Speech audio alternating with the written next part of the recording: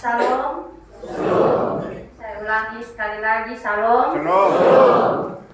Jemaat Tuhan yang terkasih, kita masih berada pada minggu Epifania yang pertama. Minggu di mana Yesus tampil dan menyatakan dirinya di ruang publik atau umum. Bacaan kita pada hari ini, Markus pasalnya yang pertama, ayatnya yang ke-9 hingga ayatnya yang ke-13, meliputi dua peristiwa penting sebelum Yesus memulai pelayanannya di dunia ini, yakni baptisan Yesus dan juga pencobaan Yesus di padang gurun. Bapak Mama, kekasih-kekasih Tuhan, bukan secara kebetulan dua peristiwa ini dicatat oleh penulis Injil Markus. Ada maksud, yaitu ketika Allah percayakan misinya pada Yesus untuk menebus dan juga menyelamatkan manusia, Allah terlebih dahulu mempersiapkan dan juga memperlengkapi Yesus dengan baik, agar pelayanan Yesus di bumi atau di dunia ini maksimal dan juga kerajaan Allah menjadi nyata di dunia ini. Yang pertama tentang baptisan Yesus. Dalam catatan Injil Markus, Yesus meninggalkan Nazaret dan menuju Sungai Yordan untuk dibaptis oleh Yohanes Pembaptis. Dalam Injil Matius dan juga Injil Lukas memberi kesaksian Yohanes Pembaptis pada awalnya menolak untuk membaptis Yesus. Alasan Yohanes Pembaptis jelas bahwa Yesus adalah Mesias dan anak Allah yang tidak berdosa. Namun Yesus menegaskan bahwa ia harus dibaptis untuk menggenapi kehendak Allah. Kesediaan Yesus tersebut menunjukkan bahwa tekad dan kesungguhannya sebagai penebus dan juga penyelamat manusia sudah dimulai. Dan misi Allah dalam Yesus untuk menebus dan menyelamatkan manusia itu berkenan kepada Allah. Allah sendiri dalam Markus pasalnya yang pertama ayatnya yang ke-11 mengatakan bahwa engkaulah anakku yang kukasihi, kepadamulah aku berkenan. Roh Kudus dalam wujud burung merpati turun ke atas Yesus sebagai tanda pengurapan Allah atas Yesus sebagai anak Allah yang akan menebus dan juga menyelamatkan manusia. Hal yang kedua yakni pencobaan di padang gurun. Peristiwa pencobaan di padang gurun dilukiskan penulis Injil Markus dengan sangat sederhana, tanpa ada percakapan sama sekali. Berbeda dengan yang ada pada Injil Matius dan juga Injil Lukas. Ada tujuan yang hendak disampaikan oleh penulis Injil Markus, yaitu yang pertama, Yesus anak Allah adalah pribadi yang taat. Yesus bukan pribadi yang mengikuti kehendaknya sendiri. Ia taat pada kehendak Allah dan menyerahkan dirinya untuk dipimpin secara sepenuhnya oleh Roh Allah. Dan itulah yang membuat Yesus berkenan kepada Allah dan menang terhadap cobaan. Ketaatan Yesus kepada kehendak Allah itu nampak saat Yesus dicobai iblis di padang gurun. Setelah berpuasa 40 hari 40 malam, Yesus kemudian menjadi sangat lapar.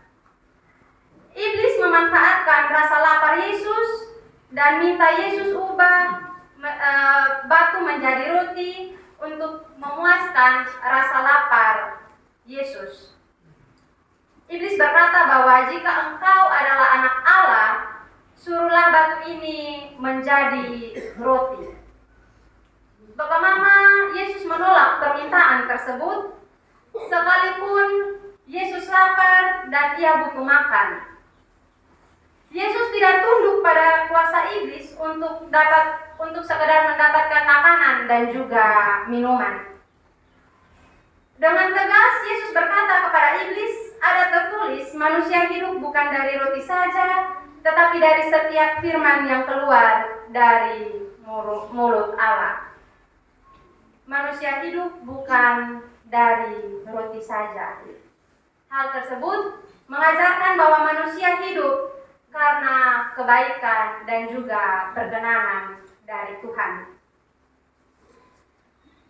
Bapak, Mama, saudara-saudari yang saya kasihi dalam Tuhan kita Yesus Kristus, saya ingin bertanya, kalau kita sebagai manusia yang sekarang ini belum makan 40 hari dan juga 40 malam, kemudian dicobai oleh iblis, apa reaksi kita?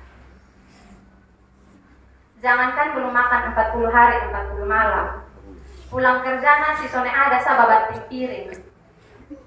Marah mamtua ini kerja apa sadar tadi nih sontau masak. Itu baru beberapa jam saja. Terkadang iblis menggunakan hal-hal sederhana untuk membuat kita jatuh dalam dosa dan pencobaan. Bapak, Mama, ingatkah kita pada sebuah iklan yang mengatakan bahwa kamu resep kalau lagi lapar?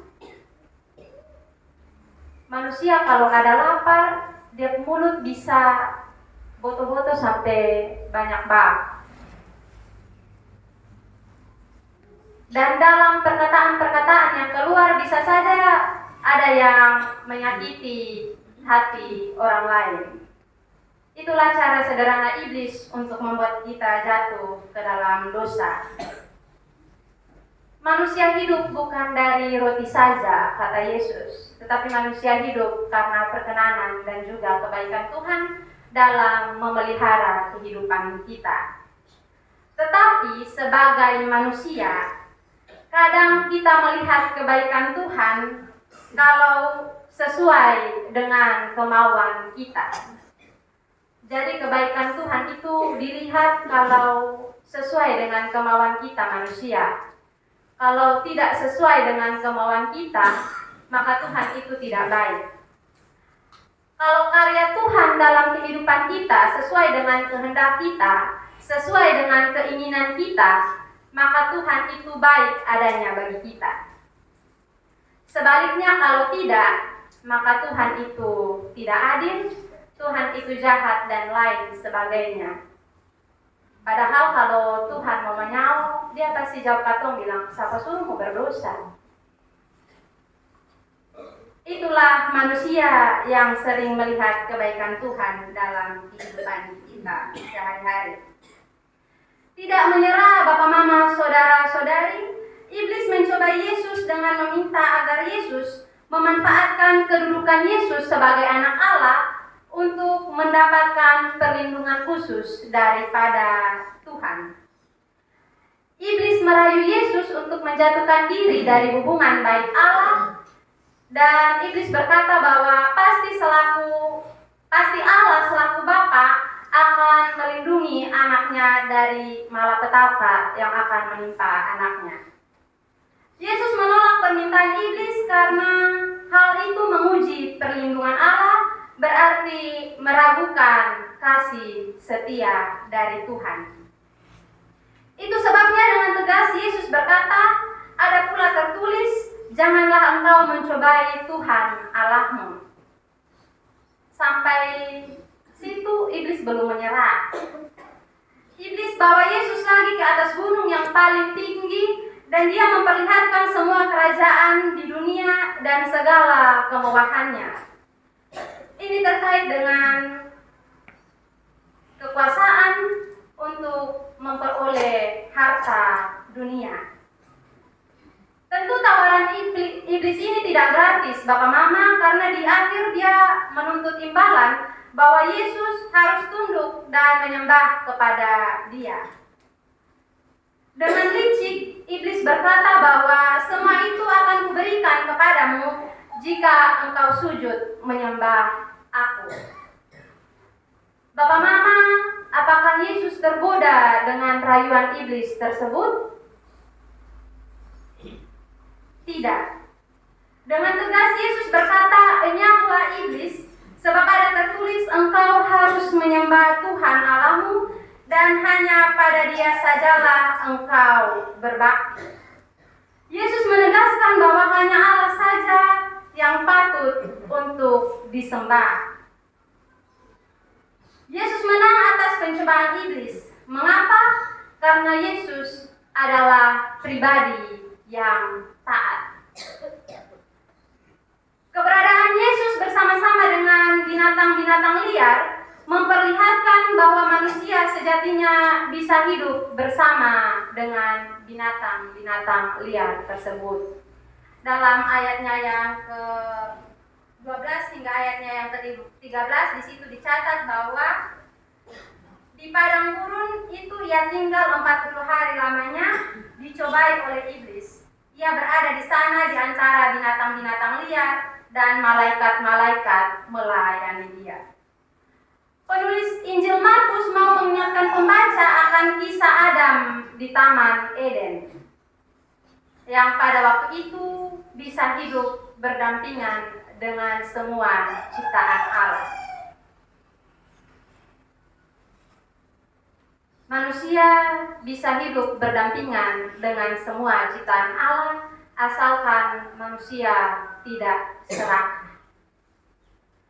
Hal yang ketiga, Bapak Mama, berkaitan dengan para malaikat. Penulis Markus hendak menekankan kepada kita, para pembaca, bahwa Yesus mempunyai kedudukan yang lebih tinggi daripada para malaikat.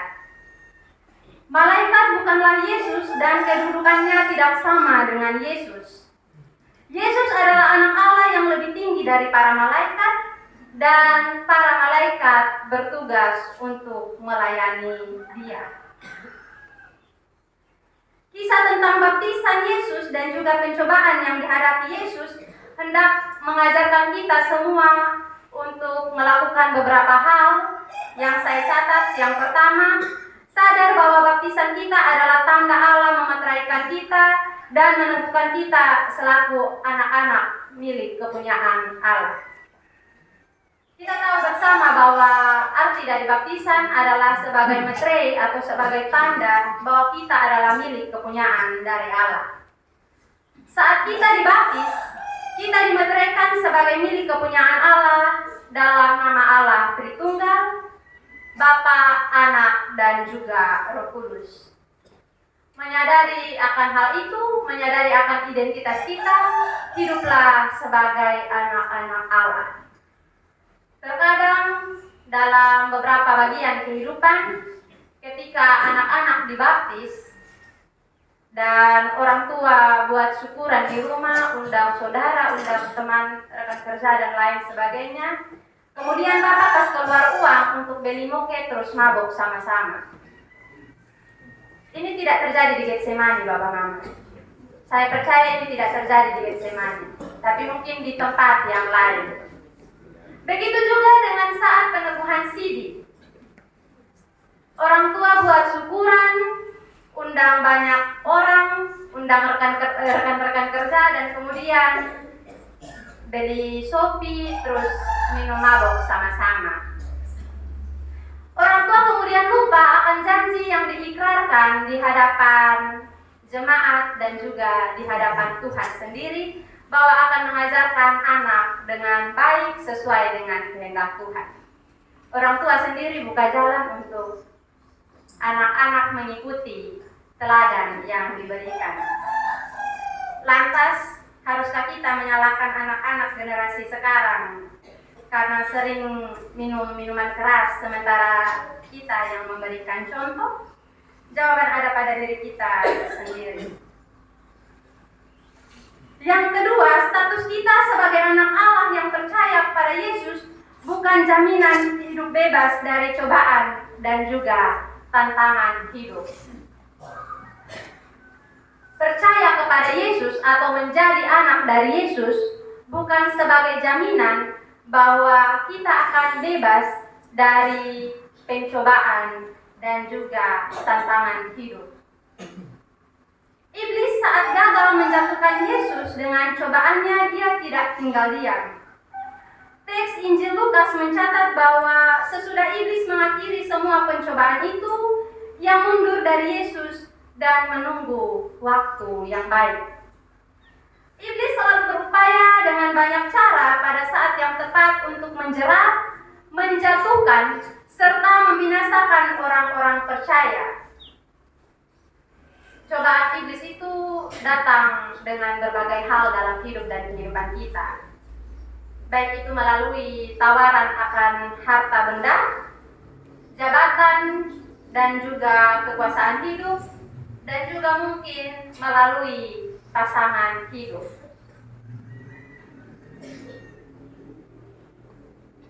Bisa juga jebakan iblis untuk membuat kita jatuh dalam dosa itu ketika dia berupaya membuat kita menyembah berhala atau berperilaku serakah dalam kehidupan kita hari lepas hari. Maka sudah semestinya orang percaya wajib waspada agar tidak jatuh dalam cobaan dan juga jeratan iblis yang hendak menghancurkan dan membinasakan hidup kita. Rasul Petrus mengingatkan orang percaya untuk waspada karena iblis selalu berjalan keliling sama seperti singa yang mengaum-ngaum dan mencari orang yang dapat ditelannya. Yang ketiga, Bapak Mama, kunci menang terhadap cobaan adalah teguh terhadap firman Tuhan dan juga percaya kepada Yesus. Dalam kehidupan kita hari lepas hari, jangan mengandalkan kekuatan kita sendiri sebagai manusia, tetapi andalkan Tuhan dan lakukan apa yang menjadi kehendaknya supaya kita bisa hidup berkenan kepada Tuhan. Hal itulah yang bisa memampukan kita untuk bertahan dan menang terhadap segala cobaan iblis dan tetap hidup berkenan kepada Allah. Janganlah lengah, karena saat kita lengah, itulah kesempatan yang tepat bagi iblis untuk menjerat dan juga menjatuhkan kita. Sama seperti Yesus yang hidup berkenan kepada Allah dengan menolak berbagai macam cobaan iblis, orang Kristen saat ini pun dituntut untuk menolak rujukan iblis dan tetap hidup berkenan kepada Allah jikalau ia tinggal dalam Yesus dan hidup dalam firman-Nya. Bapak Mama, kekasih-kekasih Tuhan, dalam kisah penciptaan, pada saat manusia diciptakan oleh Yesus, ada kebebasan yang didapat oleh manusia. Kebebasan itu diberikan karena manusia bukan robot yang harus dikontrol oleh Tuhan melalui remote. Kebebasan yang didapat oleh manusia melalui kebebasan untuk, tetapi manusia tidak terluput dari kebebasan dari. Jadi kebebasan yang manusia dapatkan itu manusia bebas untuk, bukan manusia bebas dari. Manusia bebas untuk hidup sesuai dengan kehendak Tuhan ataupun hidup sesuai dengan kehendaknya sendiri, seperti Adam dan Hawa. Tetapi manusia tidak bebas dari konsekuensi yang akan dihadapinya ketika dia melakukan perbuatan tersebut. Pada saat yang sama, pada hari ini, saya dan juga Bapak Mama, kita mempunyai kebebasan tersebut. Kita mempunyai kebebasan untuk mengikuti firman Tuhan ataupun tidak mengikuti firman Tuhan. Jika kita memilih kebebasan untuk mengikuti firman Tuhan, maka kita akan mendapatkan keselamatan yang sejati. Dan jika kita memilih untuk mengikuti kehendak kita sendiri, maka kita tidak akan pernah terluput dari konsekuensi terhadap pelanggaran yang akan kita lakukan. Dan hal yang kita dapatkan adalah kebinasaan yang sejati. Tuhan memberkati kita dengan firman-Nya. Amin untuk firman Tuhan. Mari kita